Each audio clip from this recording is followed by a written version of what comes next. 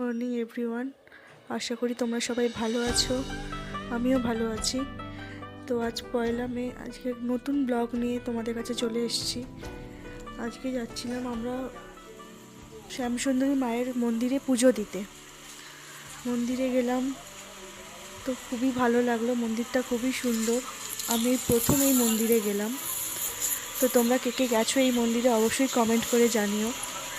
তারপর সেখানে পুজো দিয়ে গিয়েছিলাম ছোট দিদির বাড়ি। তো সেখানে গিয়ে দিদি তো অনেক কিছু রান্না করেছিল। সেখানে খাওয়া দাওয়া করে দিদির সাথে গল্প করলাম। গল্প করে দিদি আমাকে একটা সুন্দর ব্যাগ গিফট করলো। তো গিফট পেতে কার না ভালো লাগে বলো।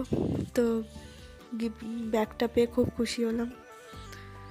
তারপর সেখান থেকে দিদিদের টাটা করে চলে এলাম বাড়ি।